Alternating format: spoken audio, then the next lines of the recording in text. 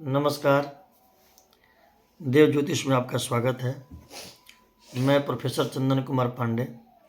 आज हम लोग सनातन ज्योतिष के तुला राशि पे बात करेंगे। तुला राशि 7वां राशि।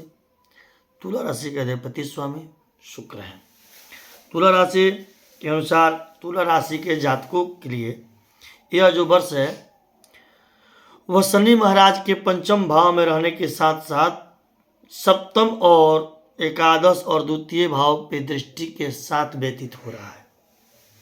तुला राशि के पंचम भाव में शनि महाराज जो हैं वो विराजमान हैं।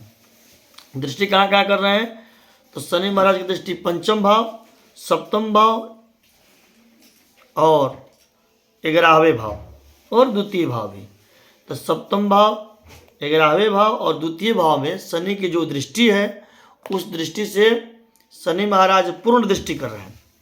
और पूर्ण दृष्टि बनाए रखने से देवराज गुरु के साथ साथ दृष्टि कर रहे हैं। तो देवराज गुरु जो है 1 मई से पूर्व सप्तम भाव में, 1 मई से पूर्व जो है सप्तम भाव में होकर लग्न, तृतीय और 11वें भाव पे दृष्टि कर रहे हैं।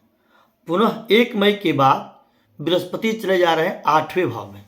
तो जब 8वें भाव में चले जा रहे हैं तो 12वें, द्वितीय और चौथे भाव पे दृष्टि कर रहे हैं।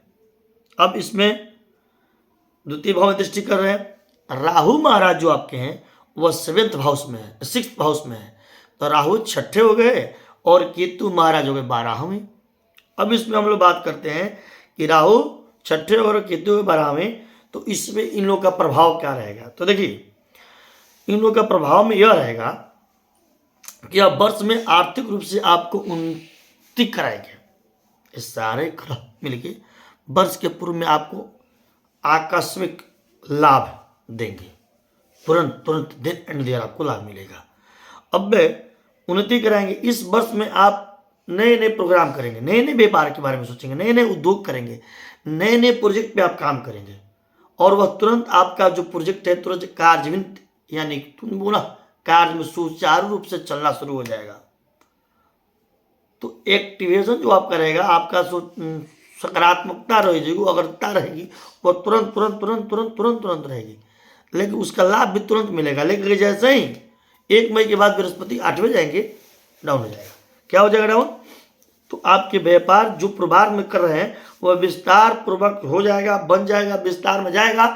तब तक आपको डाउन होगा। क्यों? आप आलस करना शुरू कर देंगे।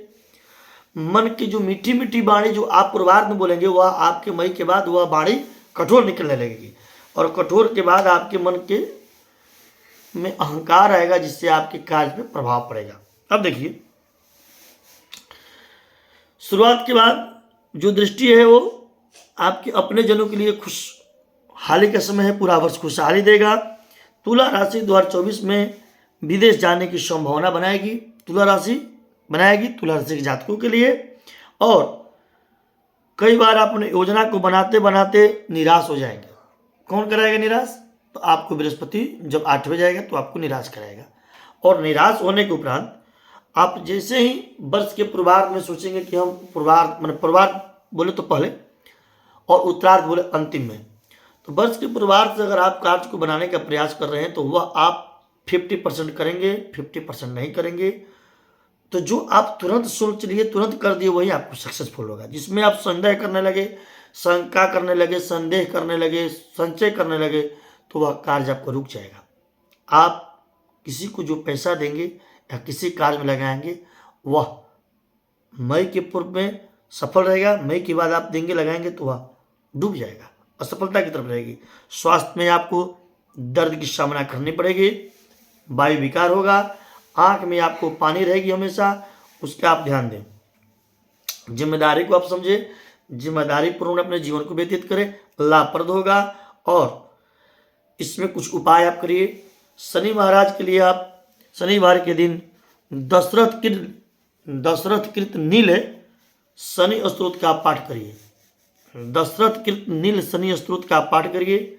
एक उत्तम गुणवत्ता वाला हीरा का जो है रत्न लेकर दाहिने हाथ के इस उंगली में आप धारण करिए, शुक्र के मंत्र से प्रतिष्ठित कराकर। और शुक्रवार के दिन शुक्ल पक्ष में अनामिका उंगली में ही उसको धारण करना है। ये भी ध्यान दीजिए, यह अनामिका उंगली है, शुक्रवार के दिन ही शुक्ल पक्ष में ही अपने उंगली में उसको धारण करना है। मंगलवार के दिन किसी मंदिर में जाकर, कोई भी मंदिर हो, किसी भी देवता का मंदिर हो, तिकोड़ा दो मुखी बीच से वो कटा हो झंडा लगाइए। भगवान भैरव के स्वरूप में उपासना पूर्व झंडा लगाइए, आपको लाभकारी होगा। और इतने कार्य करने के बाद आप पूरे वर्ष आनंद ही आनंद पाइए। तब तक के लिए धन्यवाद। जय भवानी बंगलामुखी महामाई। हमारे इस चैनल को आप सब्सक्राइब कर दीजिए, बेल आइकन को दबा दीजिए और घंटा बजा दीजिए।